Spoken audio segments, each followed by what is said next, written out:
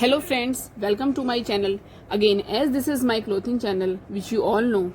But today I am going to present something different, but not alien to all of you. That is the most important thing in our life. Yes, education. So guys, as by profession I am a teacher, having a degree of MA BH and other vocational courses. And last but not the least, I am running my own school. So today I am going to teach you some basic in grammar. So let's start our video. आज हम लोग basic की बात कर रहे हैं grammar में. तो सबसे पहले हम लोग बात करते हैं सेंटेंस की. What is sentence? सेंटेंस क्या है?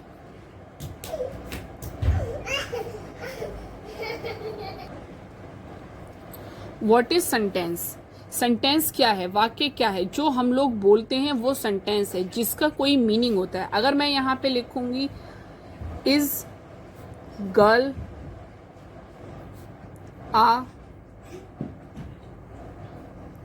ब्यूटीफुल दिस, क्या ये एक सेंटेंस होगा? नहीं, ये कोई सेंटेंस नहीं होगा, क्योंकि इसका कोई मीनिंग नहीं है.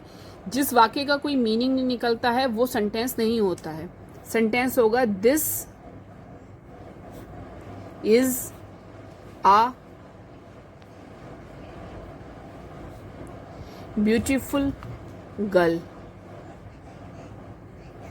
And full stop. जब हम लोग फुल स्टॉप लगाते हैं तो इसका मतलब होता है सेंटेंस हैज बीन कंप्लीटेड. हमारा जो वाक्य है वो पूरा हो गया है. This is a beautiful girl. Definition. What is the definition of sentence? A sentence is a group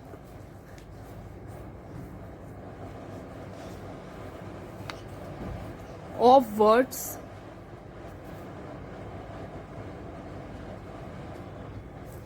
that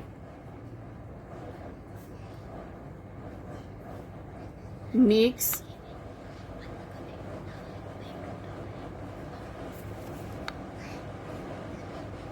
complete sense. एक सेंटेंस, एक वाक्य वो होता है जिससे क्या करता है, is a group of words that makes a complete sense, जिससे एक सेंस बनता है, एक मीनिंग निकलता है. That is called a sentence. Hindi में हम ये कहेंगे ऐसे शब्द जिनको हम यूज करके जिसका कोई मीनिंग निकालते हैं, अर्थपूर्ण, जिन शब्दों का कोई अर्थ होता है, उनको ज्वाइंट करके जब हम लोग एक वाक्य बनाते हैं तो वो चीज कहलाती है sentence. A sentence is a group of words that makes complete sense. I hope कि आप लोग को समझ में आ गया होगा कि what is sentence. सेंटेंस क्या होता है और सेंटेंस कैसे बनता है. सेंटेंस में जो सबसे पहले हम यूज करते हैं वो कहलाता है, now we will divide sentence into two parts. That is subject and predicate. Now the question is what is subject and what is predicate. Subject क्या है और प्रेडिकेट क्या है, ये हमें कैसे पता चलेगा? सब्जेक्ट वो होता है जिसके बारे में हम बात कर रहे होते हैं. The word about which something is said, that is subject. Suppose हमने यहाँ पे बोला the Gita is a holy book.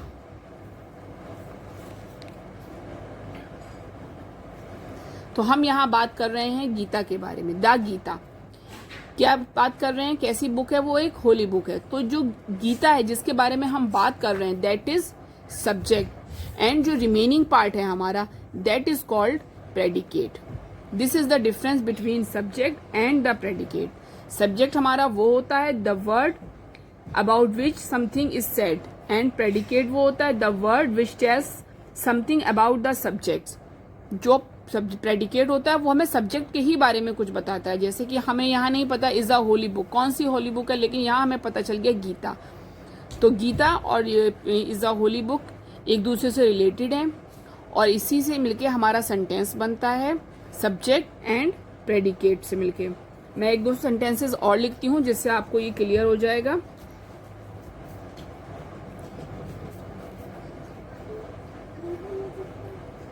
His uncle lives in Delhi. Now I think this is clear to all of you. His uncle, उसके uncle कहाँ रहते हैं? दिल्ली में रहते हैं। अगर आपसे पूछा जाएगा कि हिज अंकल, सिर्फ इतना बोल दिया जाए तो ये सेंटेंस नहीं होगा जब तक आपको ये नहीं पता चलेगा कि उसके अंकल के बारे में क्या बात हो रही है।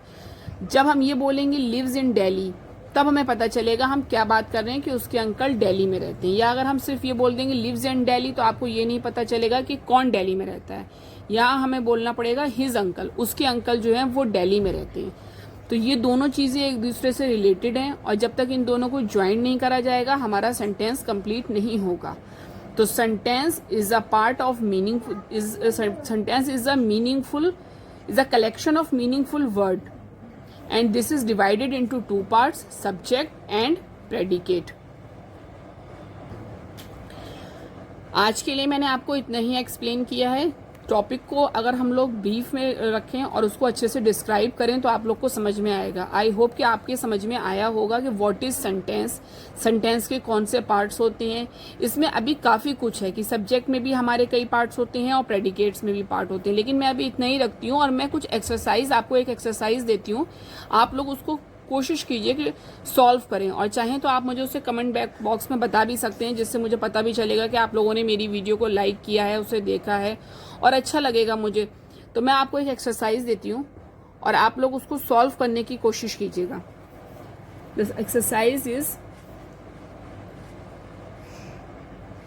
Number 1, the moon shines at night.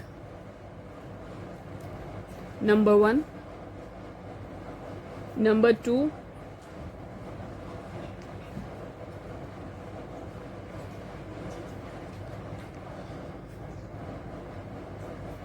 India is our motherland.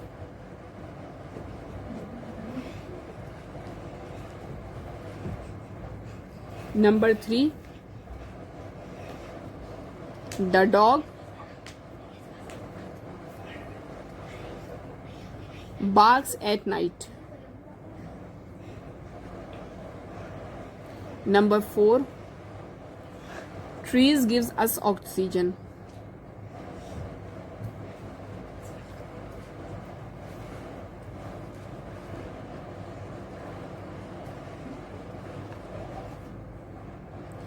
सिर्फ मैंने 4 सेंटेंसेस दिए हैं, आप इनको एक बार प्रैक्टिस में ज़रूर कीजिएगा, जिससे आपको पता चलेगा कि what is subject and what is predicate, और मुझे कमेंट बॉक्स में भी ज़रूर बताइएगा। नेक्स्ट वीडियो में मैं और अच्छे टॉपिक्स लाऊंगी, सब्जेक्ट और प्रेडिकेट को हम और ज़्यादा डिस्कस करेंगे। अगर आप लोग किसी टॉपिक पे मुझसे पूछना चाहते हैं किसी भी सब्जेक्ट में, जिससे मैं आपकी हेल्प कर सकूं, तो प्लीज़ मुझे ज़रूर बताइएगा, ताकि मैं नेक्स्ट वीडियो अपनी उसी टॉपिक पर बनाऊँ, जिससे कि आपकी हेल्प हो सके। ये एक मेरा छोटा सा एफर्ट है, आप लोग इसको लाइक कीजिएगा, मेरे चैनल को सब्सक्राइब कीजिएगा, और कमेंट बॉक्स में मुझे बताइएगा कि आप लोग और क्या चाहते हैं और किस टॉपिक पे वीडियो चाहते हैं, तो मैं उसी टॉपिक पे वीडियो जो है आपको ज़्यादा से ज़्यादा भेजूंगी। अगर आप उर्दू के बारे में जानना चाहते हैं, उर्दू लर्न करना चाहते हैं, तो मैं उसकी वीडियो भी अपलोड कर सकती हूँ। अगर आप कुरान की वीडियो चाहते हैं तो मैं उसकी वीडियो भी अपलोड कर सकती हूँ, and all the subjects. So please like my channel and subscribe also. Thank you.